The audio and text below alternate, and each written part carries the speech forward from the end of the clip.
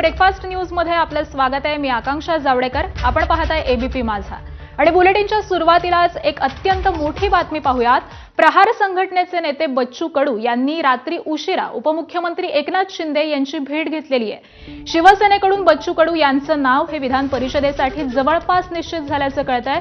विधान परिषदेची उमेदवारी दाखल करण्यासाठी अवघे काही तास शिल्लक असतानाच दोघांच्या या भेटीमुळे विविध राजकीय चर्चा या रंगल्याचं पाहायला मिळतंय। बच्चू कडू यांच्या अटी मान्य करून शिंदे विधान परिषदेची संधी आता देतात का, हे देखील पाहणं अत्यंत महत्त्वाचं ठरणार आहे। आणि आज सगळ्या संदर्भामध्ये आपण अपडेट जाणून घेऊयात। आमचे प्रतिनिधी सूरज सावंत सध्या आपल्या सोबत आहेत। सूरज, बच्चू कडू यांनी काल रात्री उपमुख्यमंत्री शिंदेंची भेट घेतलेली आहे। काय नेमकी चर्चा झालेली आहे, काय ठरलंय? आकांक्षा, नक्कीच राजकीय घडामोडी या महत्त्वाच्या घडताना पाहायला मिळत आहेत। काल नंदनवनवरती शिवसेनेचे सर्व नेत्यांची बैठक झाली। या बैठकीनंतर खरं तर बच्चू कडू हे रात्री उशिरा या एकनाथ शिंदेंच्या बैठकीसाठी आलेले होते, भेटीसाठी आले होते। जवळपास पाऊण तास दोघांमध्ये चर्चा झालेली आहे आणि आज सकाळी पुन्हा एकदा 9 वाजता नंदनवनवरती बच्चू कडू यांना बोलवण्यात आलेलं आहे। बच्चू कडू यांना उमेदवार देण्यासंदर्भात जवळपास निश्चिती झालेली आहे आणि त्याचमुळे कुठेतरी पक्षप्रवेश करून त्यांना या ठिकाणी विधान परिषदेवरती शिवसेनेच्या वतीने पाठवलं जाणार असल्याची माहिती मिळते। काल बच्चू कडू यांनी पत्रकार परिषद घेऊन त्या संदर्भातले संकेत दिलेच होते, मात्र त्यानंतर ही दुपारी एका शिवसेनेच्या मंत्र्याने जाऊन बच्चू कडू यांची भेट घेतली होती। त्यांच्या नेमक्या अटी काय आहेत ह्या समजून घेतल्या होत्या आणि नंतर एकनाथ शिंदेंकडे भेटीसाठी देखील बोलवलेलं होतं। त्यामुळे या घडामोडी घडत असताना आज विधान परिषदेचा अर्ज भरण्यासाठी अवघे काही तास उरलेले आहेत आणि या घडामोडी घडतायत। मात्र यामुळेच शिवसेनेत कुठे नाराजी नाही का होणार याचा देखील एक प्रश्न उपस्थित केला जात आहे। तर दुसरीकडे नीलम गोरे यांचं नाव देखील जवळपास निश्चित मानलं जात आहे। सस्पेन्स अजूनही कायम ठेवलेला आहे। याचं कारण म्हणजे शिवसेनेत इच्छुक हे अनेक आहेत, मात्र जागा या 2च आहेत। या संदर्भातच काल बैठक झाली, मात्र यानंतरच पक्षाच्या संघटनेचा बळकटीचा विचार करता हे 2 निर्णय लवकरच घेतले जाणार असल्याचं देखील कळतंय। त्यामुळे नक्की सूरज, जसं तुम्ही म्हणताय की 9 वाजता बच्चू कडू यांना नंदनवन बंगल्यावरती बोलावलेलं आहे, त्यामुळे बच्चू कडू हे आता पक्षप्रवेश करणार का, याबद्दल काय कळतंय? नक्कीच त्यांच्याकडे ती अट ठेवण्यात आली होती, कारण प्रहार पक्ष नसून ती एक संघटना आहे आणि ही संघटना शिवसेनेच्या अतिरिक्त म्हणजे शिवसेनेच्या खालोखाल ही चालू शकते। मात्र दुसरीकडे पक्षात यावं लागेल, अन्यथा तशी संधी देता येणार नाहीये। सूरज, तुम्हाला थोडंसं थांबवते, कारण बच्चू कडू स्वतः आपल्या सोबत बोलण्यासाठी सध्या जोडले गेलेले आहेत। बच्चू कडूजी, नमस्कार। एबीपी माझावरती आपलं स्वागत आहे। खरं तर 9 वाजता शिंदेंनी आपल्याला भेटीसाठी बोलावल्याचं कळतंय। आपल्याला उमेदवारी मिळणार का आणि तुम्ही शिवसेनेमध्ये प्रवेश करणार का? मला माझ्या तर सध्या फोन आलेला आहे। मी 9 वाजता 9 ते 10 वाजता जातो।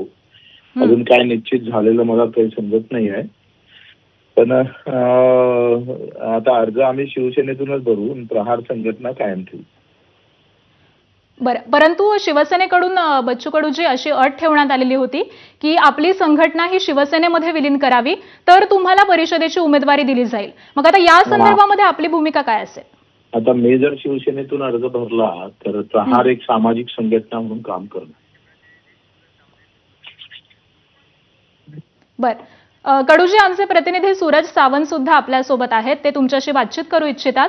Suraj, over to you.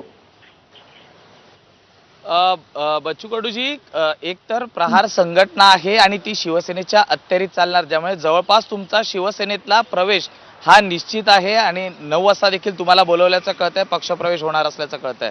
कितपत खरं? अजून मला काही माहित नाही नेमकं काय, आता तुमच्याकडूनच मी ऐकतोय। अच्छा बच्चू कडूजी, दुसरं म्हणजे पूर्णतः शिवसेना आणि तुमची नाळ जर आपण पाहिलं तर तुम्ही तितकेच आग्रही आहात, मात्र पक्षात आल्यानंतर कुठेतरी सौम्यतेची गोष्टी या कराव्या लागतील, कारण आपले अनेक आंदोलनं पाहिली तर या संदर्भात ते त्यावेळी तुमचा स्वतःची संघटना होती, मात्र आता इथे मुख्य नेत्यांची परवानगी घ्यावी लागेल तुम्हाला। त्याकडे कसं पाहता नेमकं? त्याशा काय अटी वगैरे ठेवण्यात आलेल्या आहेत का तुमच्याकडे? हिंदुस्थानाच्या कुठल्याही कानाकोपऱ्यात गेलं तर दिव्यांग, शेतकरी, वंचित घटकासाठी बच्चू कडू आहे तसाच राहील, त्यात काही बदल होणार नाही। अर्थात, पण त्या संदर्भात तुमच्या आंदोलनाची जी भूमिका असते किंवा जे आंदोलनं असतात ही फारच आक्रमक असतात. शिवसेनेची देखील ती स्टाईल आहे. मात्र पक्षात आल्यानंतर काही अटी या ठेवल्या गेलेल्या आहेत का तुमच्या समोर? असं काही झालंय का भेटी दरम्यान? शेतकरी, मजूर आणि दिव्यांगासाठी काय अटी राहणार आहे? आणि त्याच्याशिवाय आमच्या जो आहे तरी काय? हा, माझं काय मत आहे, आमचं आयुष्य जर आम्ही त्या बच्चू- शेतकरी, शेतमजूर, दिव्यांगासाठी खर्च करणार आहोत तर त्याच्या अटीचा काय विषय काय? हम्म. बरं.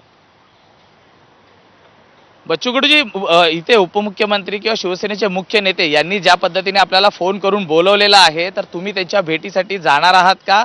आणि नेमकं त्यांचं जी प्रस्ताव आहे अजून मला काही तो फोन मान्य आले- करणार आहात का?